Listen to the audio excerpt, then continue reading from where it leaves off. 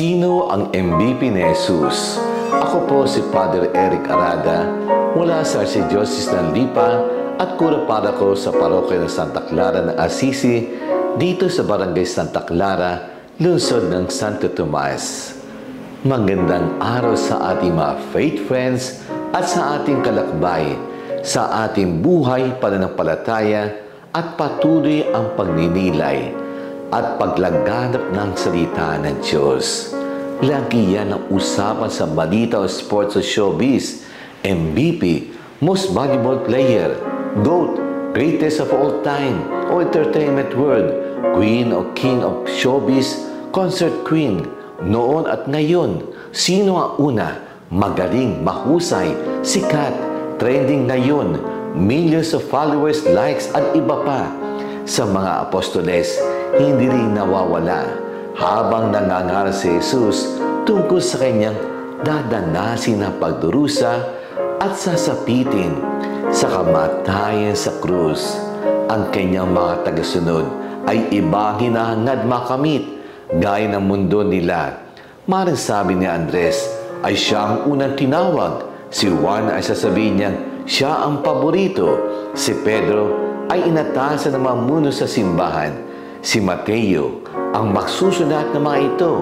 Hindi natin alam ang totoong usapan nila, pero nag-usap sila kung sino ang dakila sa kanila, paghanga ng makamundong kadakilaan at kayabangan at mula sa makasalanang puso. Kailangan nilang maitama at maituwid. Simple pero mahirap ang aral ni Jesus. Kung sino mang gustong una, maging dapat huli at alipin ang lahat. Tigilan ang pag-akyat sa hagdan ng karera sa itaas dahil mamatay tayo sa ating makasariling ambisyon. Mawala sa pagnanasa sa saranggo, katanyagan at kapangyarihan. Sa katapusan ng buhay natin, ang honor ay malinis sa paningin ng Diyos. Ang layunin ng alagad ay maging alipin ng lahat. Hindi tayo magnais papunta sa itaas at tingnan ilan mang alipin ang maglilingkod sa atin, kundi patungo sa baba at ilang mga taong paglilingkuran natin, lalo na ang mga mahihirap, may sakit, kapuspalan sa buhay at hindi makababayad sa ginawa natin sa nila. Madami na mataas sa posisyon ang gustong gamitin ng salita, lingkod bayan, lingkod simbahan o public servant, pero kabaliktaran sa aral at diwa ni Jesus. Madami ang gustong entitlement at ang tingin ng Diyos at hari sila.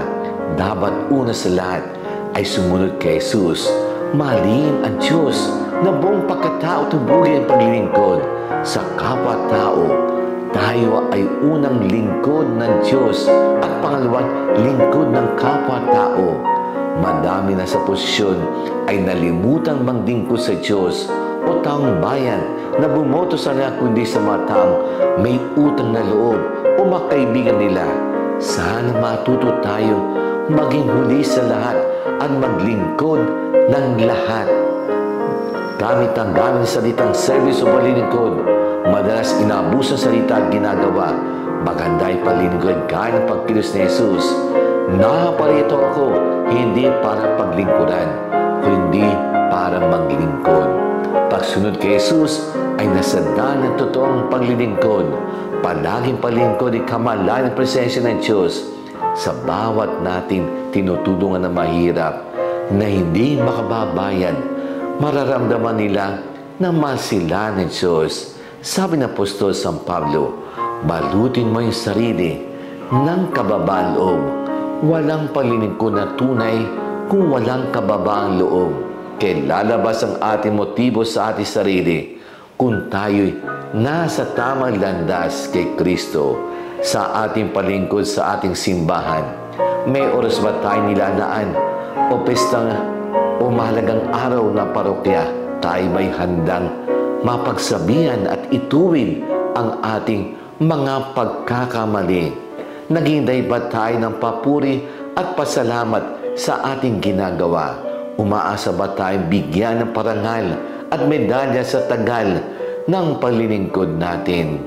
Masibag ba tayo o tinatamag ba tayo sa tinawag sa atas na binigay sa atin o ituturo sa iba. Naghanap pa tayo ng kapalit sa bawat serbisyong binibigay natin. Mga katanungan na lalabas kung ano tayong paglilingkod, kung sa Diyos ba o sa ating sarili. Let us pray. Heavenly Father, this morning, I remind of your greatness and your supremacy over all you alone deserve glory and praise. For you are the creator of heaven and earth, and your name to be exalted above all names. Amen.